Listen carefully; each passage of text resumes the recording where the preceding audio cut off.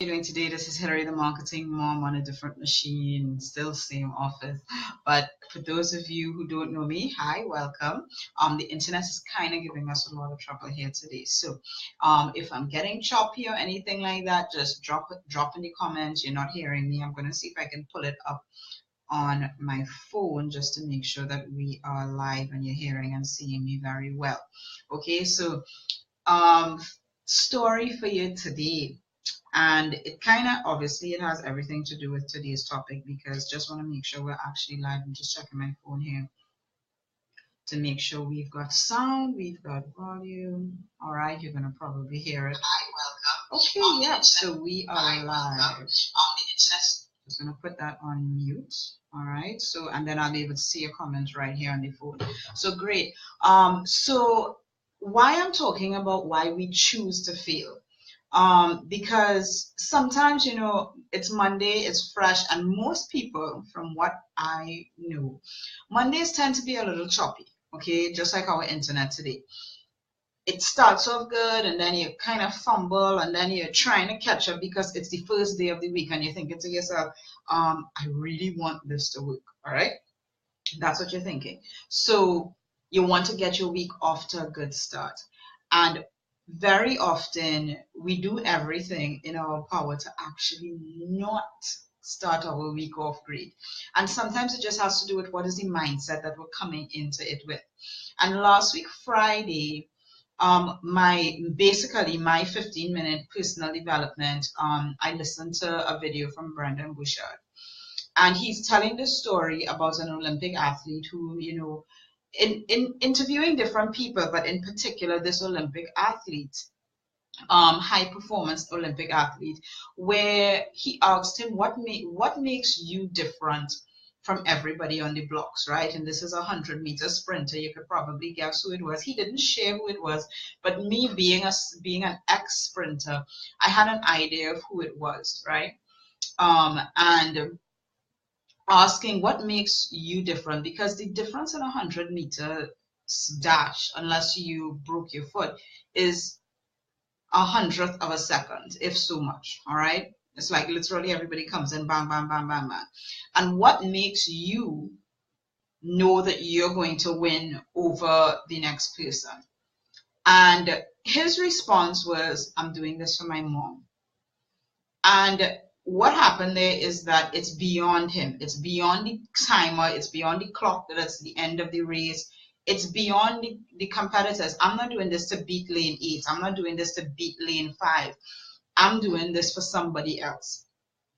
And I thought of that mindset, that winner's mindset sometimes. And it's hard to wake up every day and be that winner's mindset, but that is what you have to do to be successful as an entrepreneur. And what I remember of my old sprinting days, and I'll share this with you because I look at Olympic athletes today, and especially those who were probably around my age who went to the Olympics. I started vision boards and dream boards long before they were even popular. And one goal that was on my vision board years ago was me going to the Olympics and me running in the Olympics in 2000. And I believe, I don't want to quote you wrong, right? But I was going to Athens. I know the timing, it was Athens, I believe. Okay, so memory doesn't serve me right today. But that was one of my goals. It was my big goal. It was my big dream. And the year that I was going to be going was 2000. All right, I was going to be going to the Olympics, running and representing my country in the Olympics. And 2 years before the Olympics, and this was actually just when trials for qualification started at one of the major meets where they start looking at the athletes who would move forward. I pulled a hamstring, and then shortly after that I had an injury to my foot, had surgery, and then a few months after that I pulled my second hamstring. And at that point, I said to myself, well, it doesn't look as if it's in the cards for me. And that was the biggest mistake to not achieving my goals. Because I could have said, okay, let's get into physical therapy. Let's get this done. and let's find our way to the Olympics, come hell or high water. All right. But I chose to fail because I saw setbacks and I said to myself, you know what? It's not in the cards. I mean, who sets a goal to go to the Olympics and literally less than 2 years before you pull a hamstring and you're totally debilitated, right? It's just like you can't do anything. I was literally out for 6 months and then another hamstring got pulled. And I was just like, you know what? I put up my hands and said, it's pointless. I'm just going to run to stay fit. And in that moment, I chose to fail. And now I'm sharing that story with you because many times we don't even realize in the moment that we're choosing to fail. We're choosing not to be a winner in that moment. And I could look back over 17 years later and see that, yeah, I chose that, right? It wasn't my hamstring injuries. It wasn't the fact, because there were many other athletes, even today, up to maybe 5 years ago, people who I used to run professionally with when in my younger days, they were still trying out for the Olympics 5 years ago, 4 years ago. And the thing is, because they had a never fail mentality, because their whole purpose was to represent their country in the Olympics. That's why they started track and field. Okay. And now a lot of people may be thinking, well, that's not why you joined. Well, that is why I joined. But at some point along that journey, I chose to say, you know what? I don't want to do it anymore. I give up. I put my hands up. And not that it's a bad thing. I'm not saying that, sometimes your direction changes. But if you choose it, own it. That's the thing that matters more. If you choose to say, I am not going after this goal, and I'm not going to complain about what could have been or what would have been, okay? Because a lot of the times we say to ourselves, you know what? Yeah, I did choose to not do that, but I wanted it. And if you really wanted it, you wouldn't be sitting here saying that you wanted it. You would have already gotten it. And that's kind of like the message that Brendan was sharing from this athlete, right? And there was another same athlete, I'm assuming it's the same athlete, all right, where I saw this interview where he said, the race isn't on the day. The race is the years and years and years of preparing. On the day, you're just there to show up to actually do what's been done already.